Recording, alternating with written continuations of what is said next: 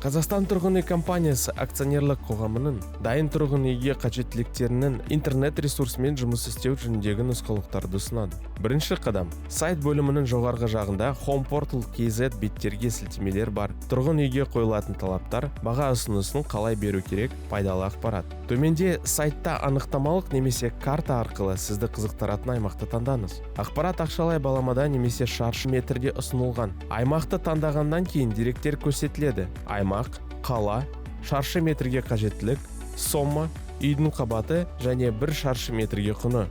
Жалғастыру үшін баға ұсынысын беру түймесін басыңыз. Екінші қадам. Баға ұсынысын беру батырмасын басқаннан кейін сіз таңдалған лот бойынша ақпараты бар Meetwork Еуразиялық электрондық порталының бетіне өтесіз.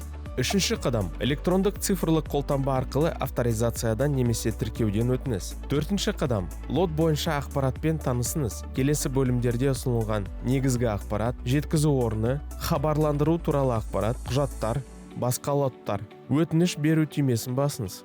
Бесінші қадам. Баға ұсынысының жобасын басыңыз. Келесі бөлімдерді толтырыңыз. Жалпы талаптар, лот талаптары, баға ұсынысы.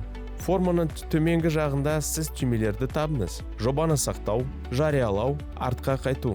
Алтыншы қадам. Лот талаптары бөлімінде сәйкес баға ұсынысын таңдап, барлық өрістерді толтырыңыз. Содан кейін қалыптастыру түймесін басыңыз. Жетінші қадам. Баға ұсынысын мақұлдап, баға ұсынысы бөліміне өтіңіз. 1 шаршы метрге ұсынылатын бағаны және шаршы метр санын көрсетіңіз.